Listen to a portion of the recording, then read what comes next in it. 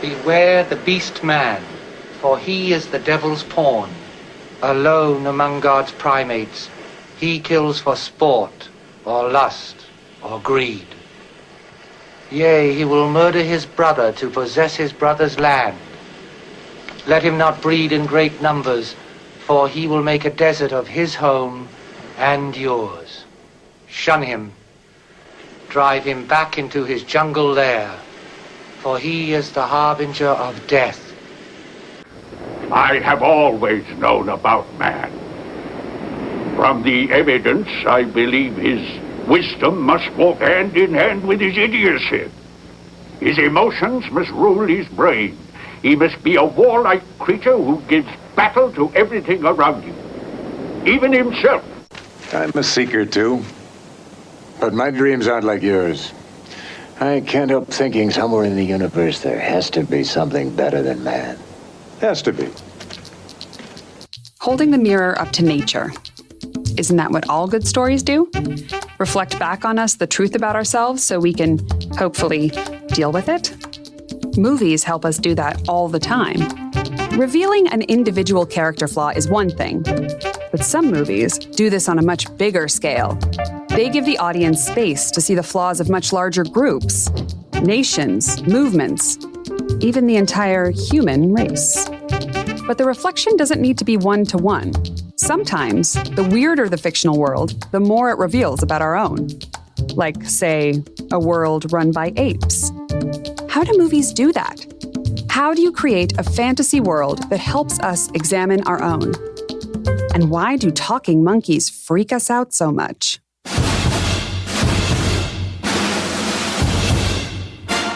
From 20th Century Fox, this is Screen Dive, a show that takes a deeper dive into your favorite movies.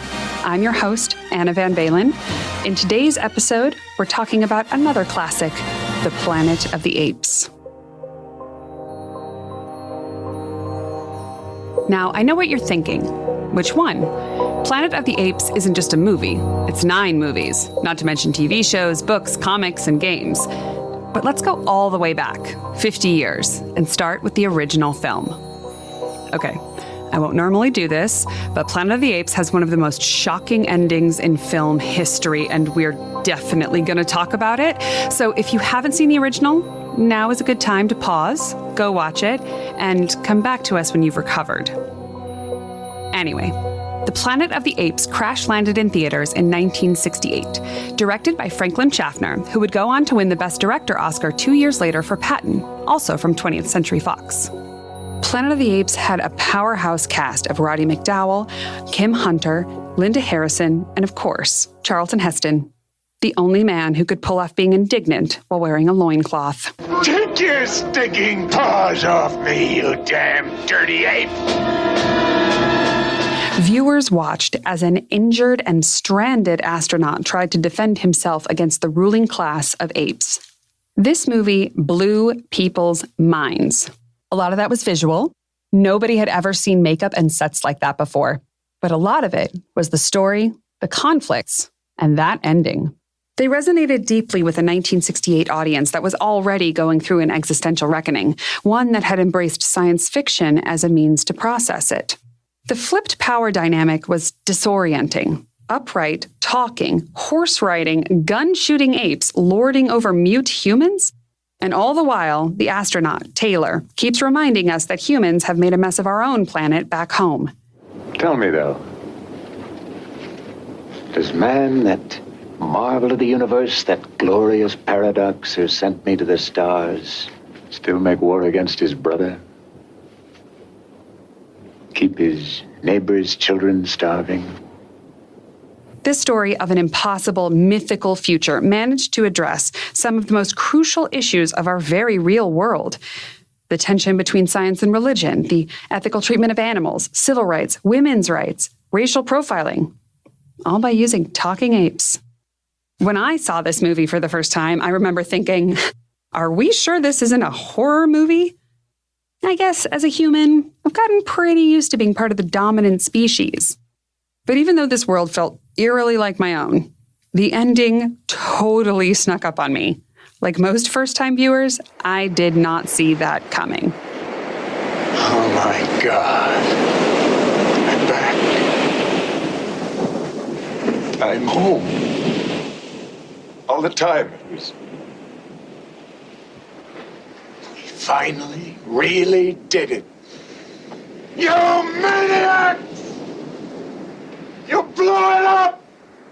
Oh, damn you! God damn you all to hell! So this is what we're getting curious about today.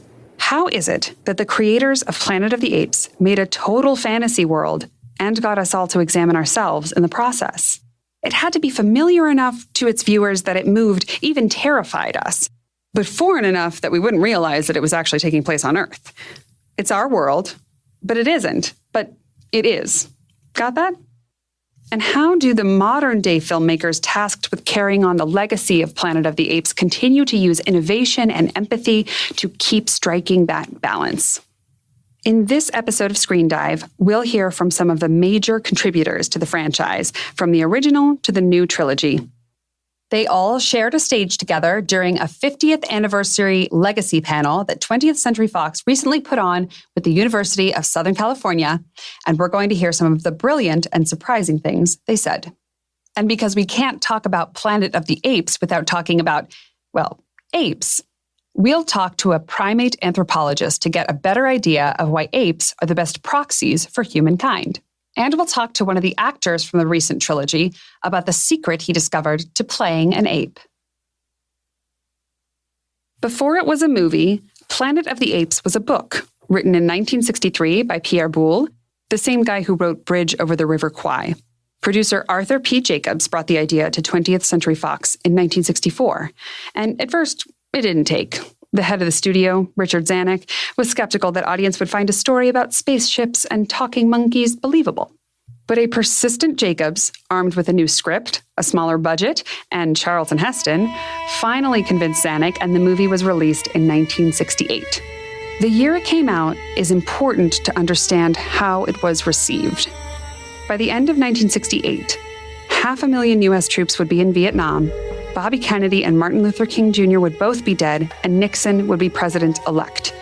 But in the background of all of this was the Cold War and its most controversial battleground, space. NASA was only a decade old, and a few years earlier, JFK had told everyone that it was time to get serious with the space race. We choose to go to the moon in this decade and do the other things, not because they are easy, but because they are hard. By 1968, we were gaining on Russia, and only a year after apes set foot in the theaters, Neil Armstrong and Buzz Aldrin would set foot on the moon. But every escalation in space meant an escalation on Earth, and the threat of nuclear war loomed over everything. As a result, space was finding its way into pop culture and making sci-fi mainstream. TV's most popular show, Star Trek, had premiered just 2 years earlier, and the highest-grossing film of 1968? 2001, A Space Odyssey. It was in this cauldron that 20th Century Fox decided to make an incredibly ambitious movie. The first step?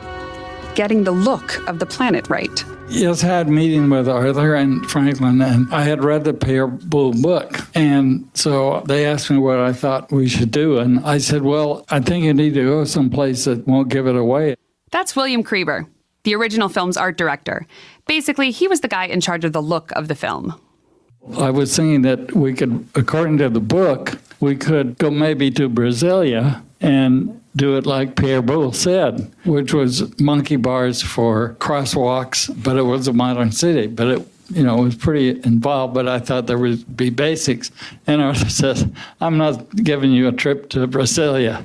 He says, you're going to do it, and I don't want anybody to know it's Earth. I said, well, Arthur, it's Earth. I mean, what are we going to do about it? He said, well, you're going to find places that nobody's ever seen. They found a few locations, the Grand Canyon, Lake Powell, and Malibu among them. And it worked, at least on the astronauts. Well, where are we?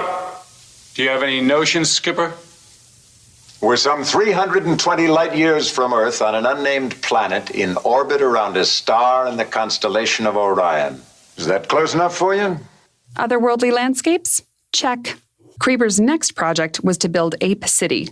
It had to look like something a sophisticated, evolved ape civilization would build, as opposed to the humans in the movie, who roamed the fields in herds.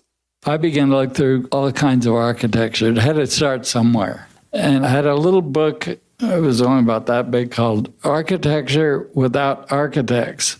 And it was all about the native. It's amazing what has been done in Africa and other primitive societies that created architecture without straight lines. I also researched broader books, and I found the city of Cappadocia in Turkey.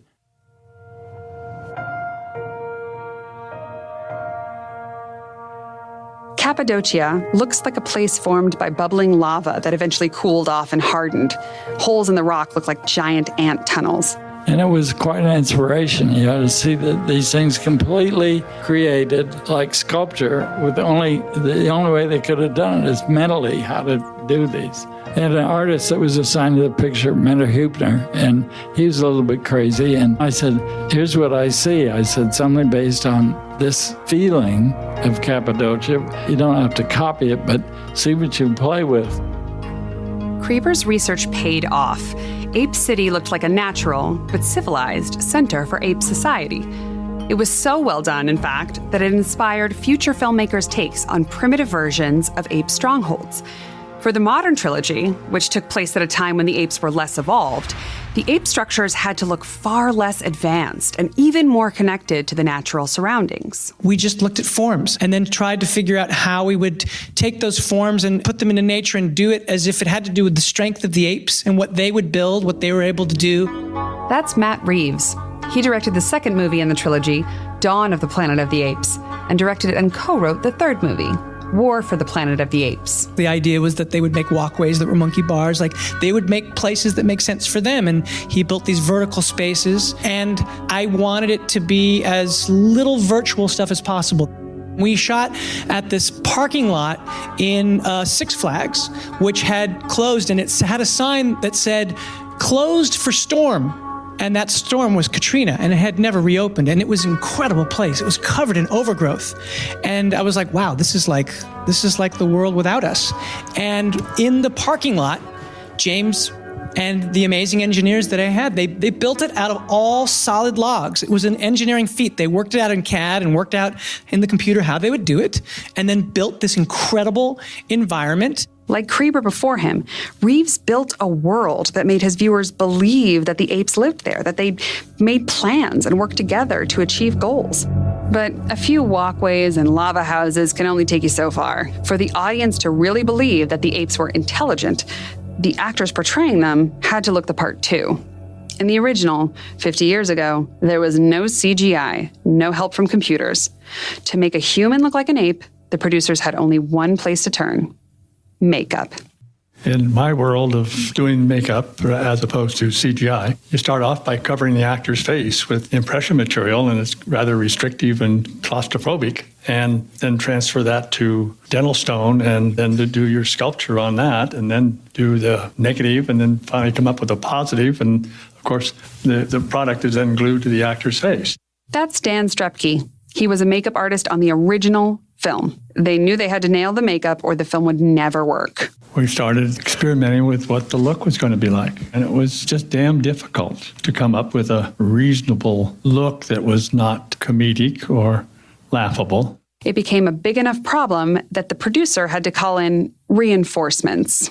I got a call from Arthur Jacobs. He said, "We're not getting anywhere with the makeup. It's going too slow." He says, "See if you can go help him do something." So I went down and met Dan and John. I said, if I was Dick Zanuck, I would ask if I'd ever looked at an ape. And they said, well, we got walls of photographs they made at the zoo, and they had research, and they had, but a real ape, I said. So I went over and said, well, they're moving in a direction, but they could use seeing an ape. And Arthur says, so get him an ape. And the rest of it, I had an ape over there the next day. The ape helped. A week later, the makeup team figured it out. Makeup would prove to be a critical part of the production, and it showed, especially on the budget. They spent over $1 million on makeup alone. In particular, lots of foam rubber.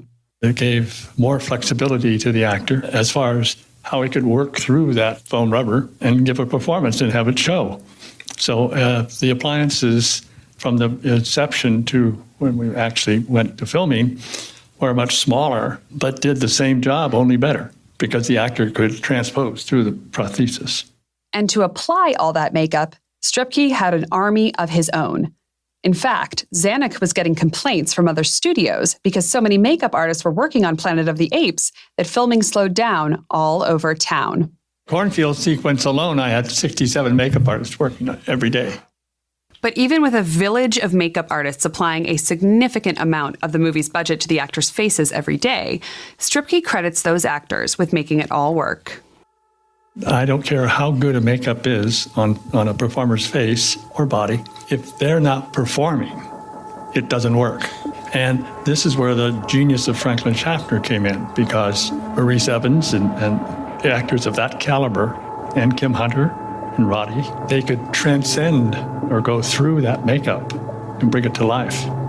And that's what made the whole thing work, I think, ultimately. These days, making a human look like an ape takes a lot more than makeup. The modern movies had a challenge that the original didn't. The apes had to start out as regular apes, then become more human over time. But like the originals, the new creative teams knew that getting the look and performances of the apes right was crucial. Rupert Wyatt was the director of the first in the trilogy, Rise of the Planet of the Apes. It didn't take long for him to realize that ape costumes weren't the answer. We couldn't put a human actor into a suit because we had to evolve the chimpanzee into something more human.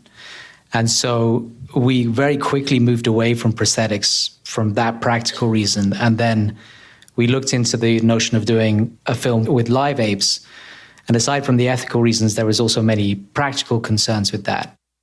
Yet again, the technical challenges of a Planet of the Apes movie fueled innovation, and the best special effects geniuses in the world were brought on to solve the problem of creating a moving, realistic apes performance. One of the things we discovered right off the bat as Andy was playing Gollum is to go back and to try to recreate that, like using traditional animation techniques. That's Joe Letteri. He's the director of Weta Digital, and his work as senior visual effects supervisor on the new Apes trilogy got him 3 Oscar nominations. He's already got 4 Oscars for Lord of the Rings, The Two Towers, and Return of the King, King Kong, Avatar. Yeah, he's kind of a big deal.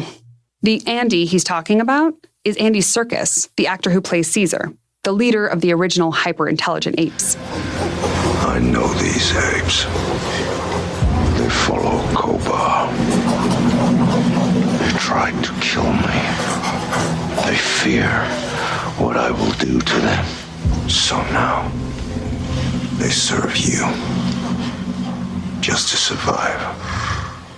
Before playing Caesar, Serkis was transformed into Gollum for the Lord of the Rings trilogy, but Letteri found that they couldn't use the same tricks that worked just a decade earlier.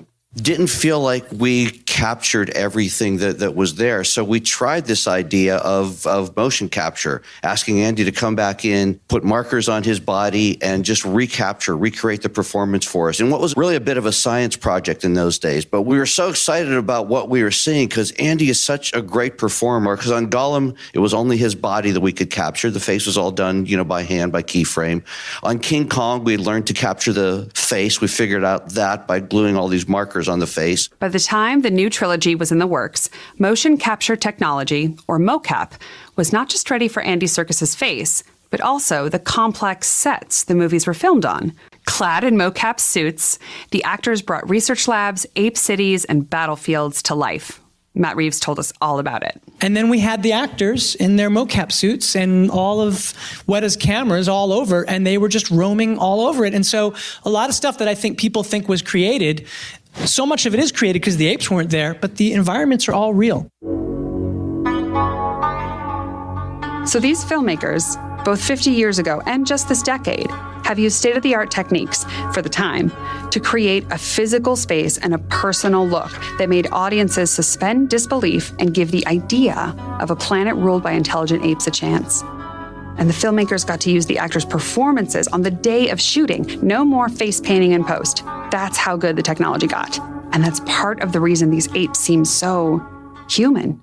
It still doesn't give me the why. A planet where apes evolved from men? There's got to be an answer. Don't look for it, Taylor. You may not like what you find. There's another reason. Biology. This movie isn't Planet of the Bunnies or Planet of the Cheetahs.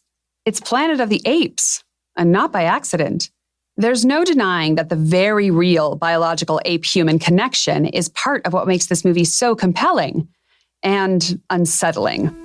I get that on the surface, but I wanted to really unpack it. So I called an expert. Hi, I'm Natalia Reagan. Natalia is a primate anthropologist. She studies non-human primates and gets the word out about all kinds of science in a fascinating way. I also was a comedian before I went into science, so I now combine all of those things and make content that hopefully reaches a broad audience and informs them and hopefully cuts down on science illiteracy. I wondered if she remembered the first time she saw Planet of the Apes, and if it maybe served as an inspiration for her future career. I saw it when I was a kid, so this has got to be in the early 80s, I would say, and I remember I was already obsessed with primates, but I remember just I love sci-fi, so I was into the film very much, but just the idea, even in the end, when Taylor kisses Zira, and she just calls him, You're so damned ugly. Just being really interested in how did this all happen? And going back and watching it now, all the science and all the social and critiques of Planet of the Apes now make sense so much more. I asked her to give us the basics. Ape Biology 101. We are living in Planet of the Apes right now because humans actually are part of the great ape family. We're part of the family Hominidae. And in that great ape family, there are humans, chimpanzees, bonobos, gorillas, orangutans. And then there's the poor lesser ape, the gibbon, which gets the shaft. Chimpanzees, which are our closest genetic relative, about 98.7% similar DNA to us, and bonobos are our two closest genetic relatives. Okay, but just to be clear, apes and humans evolved differently, in parallel, right? They aren't just in line behind us on the evolutionary highway. We have a common ancestor. So at one point, with chimpanzees about 7 million years ago, we had a common ancestor, and our lineage went one way and theirs went another. And that the point being, what chimps were 7 million years ago is probably could be very well be very different from what they are today because they've been evolving and they still are, just like humans. But it's not just our genetics that's similar. Our behavior overlaps too. They use tools. So they use dipping sticks when they're eating termites or ants. They're good at solving problems, as you see in the reboot of the series. One of the things that primates do quite a bit is grooming. Grooming is a huge deal. So the whole idea of us going and getting our hair done, or even your mom braiding your hair, or just sort of scratching each other's back, they have their own ways of grooming one another. And usually grooming in terms of who is in line, in terms of the hierarchy, plays a role too. One thing that is very important is primates, all of them are social, very social. When they are together, they embrace, they hug, they roll around, they play. And I should also mention play is a huge part of just all animals, but specifically primates. And chimps being at war wasn't something invented by the movies. Males will actually have these groups patrolling where they'll actually get together and they'll silently patrol their territory looking for outside males. And if they do find an outside male, they can be very aggressive and sometimes fight them and kill them and sometimes even eat them. So yeah, it's pretty rough out there sometimes for a chimp. So apes are family, but maybe don't invite them to Thanksgiving. In our world, at least for now, human primates are on top. I asked Natalia, what do we have that they don't? Communication, I think, is really what gave humans sort of a leg up. Language is incredibly important in terms of increasing sociability. I mean, when it comes to communication, you can only do so much with your hands. You can only do so much with grunts and wheezes and whatnot. The fact that humans could communicate very well with one another meant that they could be able to hopefully survive in an environment that is pretty foreboding. Or warning each other for predators, for instance. Being able to speak basically is kind of, it opens up the doors to a lot more possibilities for innovation. So there is a way to communicate, but even further, you can explain, okay, Og, here, take this stick. And if you rub it together, you can only demonstrate so much. We often talk about finding our voice, being heard, and speaking our minds as a metaphor for advocating for ourselves or having agency, or even claiming our humanity. Natalia was telling me that essentially having a voice is what makes us human. So no wonder it's terrifying to look at a world where we have lost our voice and another species has found theirs. But I was curious, if apes right now could start talking, what would they say? If apes were able to talk tomorrow, I think they'd be very miffed at our behavior. That's fair. We've talked about what was going on in the 1960s politically and socially, but there was something crucial going on in anthropology too. Something that dealt a major blow to the way humans saw themselves. I definitely feel like the work of Jane Goodall rocked the scientific community. In the early 1960s, a 20-something British student with a lifelong love of animals named Jane Goodall went to Africa to live in the jungle and observe ape behavior, basically to pick up where Darwin left off. And what she found challenged everything we thought we knew about our place in the animal kingdom. It rocked humans in general. Because we want to believe we're special. It's so part of who we are. We are so special. We are apex. We are top of the food chain. We are the smartest. We are the greatest. We are the fastest. You know, people were trying to determine like what makes humans human, and tool use was a huge part of it. However, when Jane was finding that chimps were using tools, whoa, wait a minute. And that's what I think we're seeing in this film. We're seeing just the idea that are these quote unquote animals that we have sort of put in zoos, killed, eaten even, maybe they are a lot more like us than we thought. That's what the characters, the audience, all of us are afraid of. The other, the unknown, the possibilities we haven't even thought of yet. Specifically, the possibility of a shift in power. As we see in the movie and with the orangutans that really dig their heels in, because when you admit that an animal, in this case, they are trying to admit that a human was more than just an animal. If you admit that it could possibly have intelligence on par with yours, then you have to treat them as equals. And then you give up power.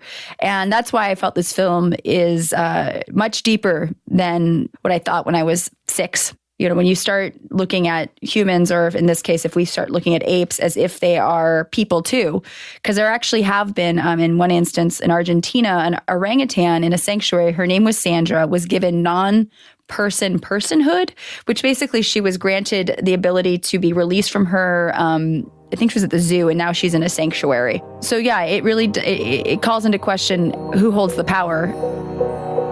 But back to my original question. Why apes in this movie?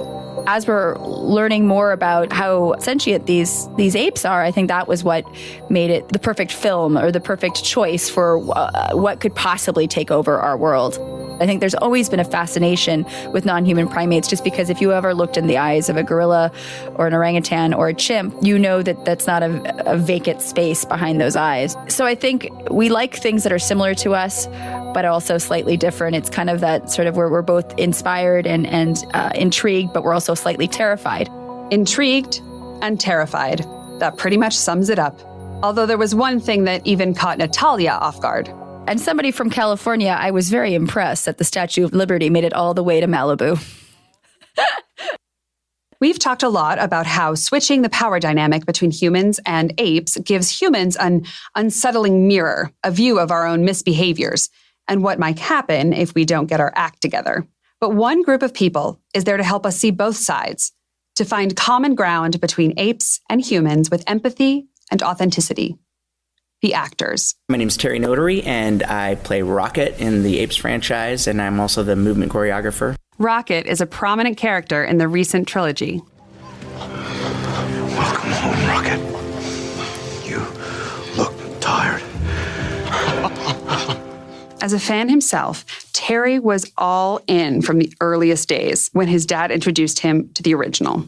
It was my favorite franchise when I was a kid. I was just, 10 years old, and I was just sitting there watching them with my dad going, wow, this is cool. You could project yourself into the apes. I sided with the apes. I was rooting for them, I think it points out all the things that humans need to work on. When Terry began working on Rise, he first spent some time with 2 actual chimpanzees. And like Natalia, he couldn't look into their eyes and not see more than just an animal. He bonded with one young chimp in particular, named Jacob. Initially, I started out wanting to imitate and play an ape, but it was this moment where Jacob jumped into my arms and looked into my eyes, and it was like a little child, a baby, looking into your eyes, and he just looked right into my soul, and it was like, it was so human. It was so compelling how human he was and how intelligent and how much he was just open and vulnerable and real. And it was at that moment I just went, oh my God, I've been thinking the wrong way. I've been thinking completely the wrong way. Up until then, Terry had thought he would need to put on behavior and movement to become Rocket. But after working with the real chimps, he realized he didn't need to do more. He needed to do less. When you're sort of conditioned as kids, as you're growing up, we're kind of taught to not be afraid and to work hard and have tension. And like when you're in class, they're like, work hard, stop daydreaming and stop wasting time. So what we do is we grimace our faces and we create all this tensions in our body. And apes don't have those innate sort of tensions built in. They have this, what I call soft integrity, which is like this amazing strength, and it's effortless for them. So Terry started working with the actors to strip away all the things they had learned, to get back to the core, to the truth of being. It's kind of like being absolutely true and real. And that's the most fun part for actors, because it's really not about playing an ape at all. It's about shedding all of the BS and becoming absolutely real to yourself and true and allowing yourself to feel everything. We really wanted the audience to project these characters and say, you know what? I could be Caesar. I could be Maurice. That's me. Why do I identify with this animal so much? And it's because we all feel emotion. Planet of the Apes has shown us for 50 years that at the end of the day, we all just want the same thing. Apes, humans, and whatever is in between. To be seen and heard and believed. It leaves you thinking about yourself. It's not something you step away from and you see like this, fantasy world that you're like, wow, that was a spectacle. That was really amazing. Those creatures were cool, but you're totally removed from them. This is a fantasy world that you can actually see yourself walking around in and project yourself into the characters and side with both sides. What will he find out there, Doctor? His destiny.